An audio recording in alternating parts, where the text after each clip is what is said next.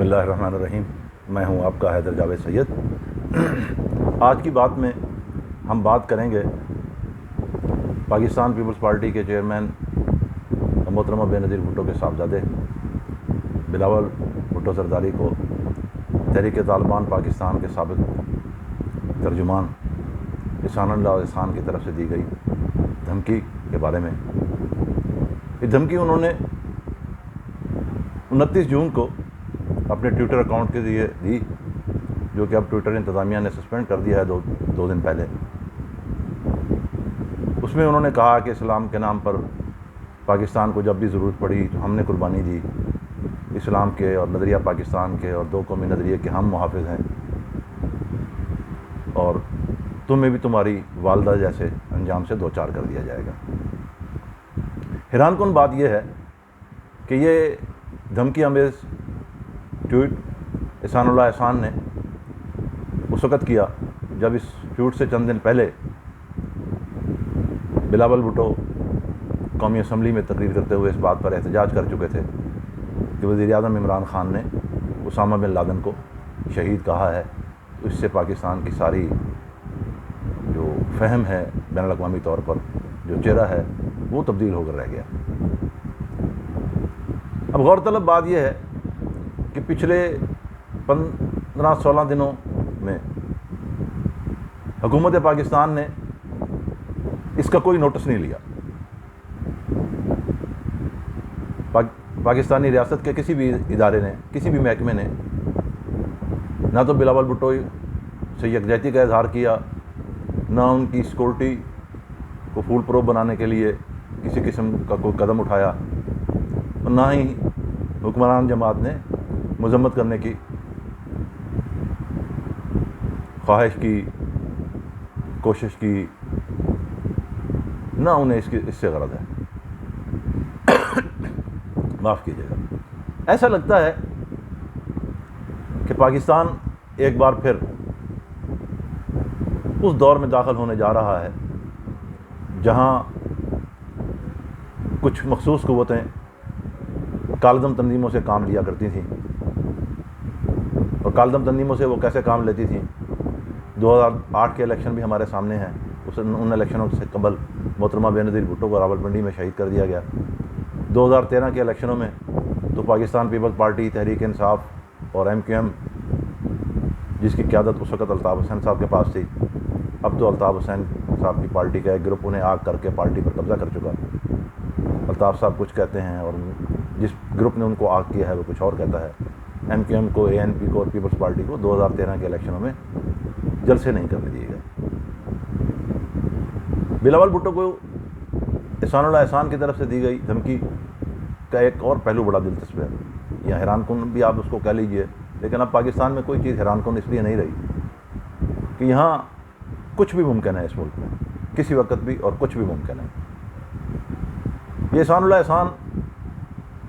2-3 برس قبل برادرانہ اخوت کے جذبے کے تحت انہوں نے ہتھیار ڈالے، اپنے ماضی پر پشیمانی کا اظہار کیا اور خود کو ریاست کی تحویل میں دے دیا۔ تب تحریک طالبان نے ایک بیان جاری کیا، ان کا موقف یہ تھا کہ احسان اللہ احسان ہماری صفوں میں پاکستانی ریاست کے ایجنٹ تھے، جو اپنا ایجنڈا پورا کرنے کے بعد اپنے اصل دھڑے میں واپس چلے گئے۔ کیا درست ہے اور کیا غلط ہے، کیا واقعی ایسا ہے، فی الوقت اس پر بحث مقصود نہیں ہے۔ ابھی تو بات یہ ہے کہ جو دھمکی بلاول بھٹو کو دی گئی ہے کہ تمہیں تمہاری والدہ جیسے انجام سے دوچار کر دیا جائے گا، اس دھمکی نے پروپیگنڈے کے اس غبارے سے بھی ہوا نکال دی ہے جو بے نظیر بھٹو صاحبہ کی شہادت کے بعد سے تواتر کے ساتھ جنرل پرویز مشرف کے لے پالک، بھٹو خاندان کے مخالف، اور پچھلے 20-22 برسوں میں تیار کی گئی نسل کر رہی تھی کہ جی بے نظیر کو تو زرداری نے قتل کیا۔ اس پروپیگنڈے کے غبارے سے بہرحال ہوا نکل گئی، لیکن اصل مسئلہ وہی ہے، وہ یہ کہ بلاول بھٹو کو ہی دھمکی کیوں دی آخر۔ یہاں ہم بہت غور و فکر کے بعد اگر یہ سوال سامنے رکھیں کہ پاکستان میں دو سیاسی جماعتوں کو سب سے زیادہ نقصان پہنچایا تحریک طالبان نے یا کالدم تنظیموں نے، وہ ہے پیپلز پارٹی اور ANP۔ مولانا فضل الرحمان پر بھی کچھ حملے ہوئے قاتلانہ، طالبان کی طرف سے قبول بھی کیے گئے، کچھ اور واقعات بھی ہوئے، لیکن اصل مسئلہ یہ ہے کہ ایک آدمی جو ہتھیار ڈالتا ہے، گرفتار ہوتا ہے، پھر اس کی اہلیہ اور بچوں کو اس تک رسائی دی جاتی ہے، اسے سیف ہاؤس میں منتقل کیا جاتا ہے،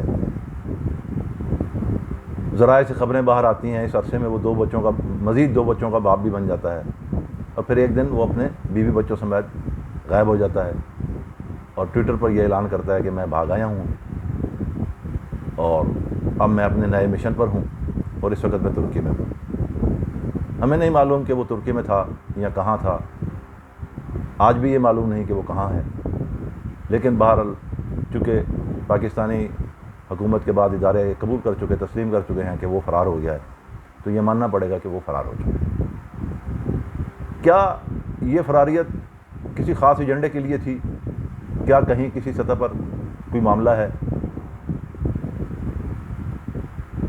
اس دھمکی پر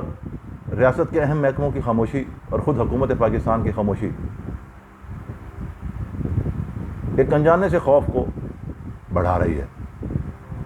خدا کرے کہ وہ خوف غلط ہو، خدا کرے کہ پھر سے وہ تجربے نہ کیے جائیں جو پہلے کیے جاتے تھے، لیکن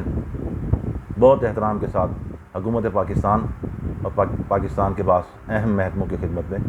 یہ عرض کرنے میں کوئی امر مانے نہیں ہے کہ حضور اگر حاکم بدہن بلاول کو کوئی نقصان پہنچا تو تصور کیجئے کہ اس ملک میں ہوگا کیا۔ بلوچستان پہلے ناراض ہے، پختونخوا میں ایک ناراضگی ہے، سندھ میں ایک ناراضگی ہے، باوجود اس کے کہ پیپلز پارٹی کی حکومت ہے، لیکن سندھ میں ایک ناراضگی ہے اور اس ناراضگی کی بہت ساری وجوہات ہیں۔ مسنگ پرسن بھی اس کی وجوہات ہیں، قوم پرستوں کے خلاف کچھ اقدامات وفاقی اداروں کے وجوہات ہیں، کچھ اور معاملات بھی ہیں جن کی وجہ سے سندھ میں ناراضگی ہے۔ کراچی میں جو سندھ کا دارالحکومت ہے، وہاں پر آباد ایک بڑی لسانی اکائی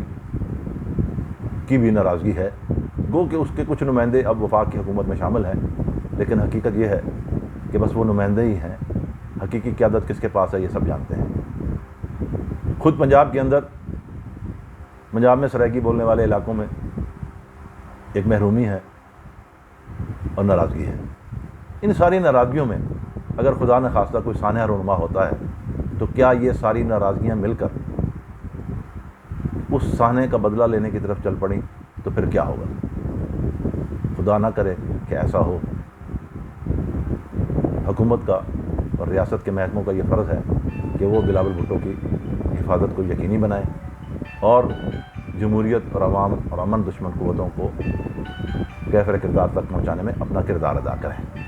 خدا حافظ۔